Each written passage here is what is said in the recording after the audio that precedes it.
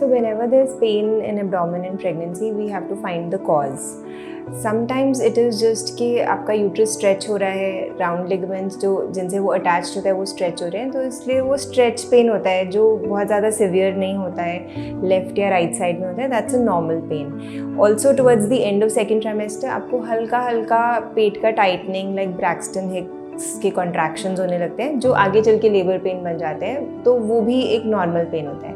लेकिन कई बार आपको ऐसा पेन होता है जो यूरिनेशन से रिलेटेड है, बार बार यूरिन आ रहा है, यूरिन करने के बाद पेन हो रहा है, तो वो एक यूरिन इन्फेक्शन होता है. तो उसको हमको यूरिन टेस्ट करके डायग्नोज करना होता है और हमें उसके लिए एंटीबायोटिक देनी पड़ती है. कई बार ऐसा पेन है जो ऊपर वाले पार्ट ऑफ एब्डोमेन में है कि आप खाते हैं और सडनली आपको पेन होता है. तो ज़्यादातर तो वो एसिडिटी या गैस का पेन होता है, बट कई बार गॉल ब्लैडर स्टोन्स हो सकते हैं, तो वो पेन के लिए हमको एक अल्ट्रासाउंड करना पड़ता है और देखना पड़ता है. कई बार प्री टर्म लेबर का पेन होता है कि आपका यूट्रस थोड़ा थोड़ा कॉन्ट्रैक्ट कर रहा है और टाइम से पहले ही आपको थोड़े से लेबर पेन्स की तरह आने लगते हैं, तो उसको हमको ट्रीट करना बहुत ज़रूरी है.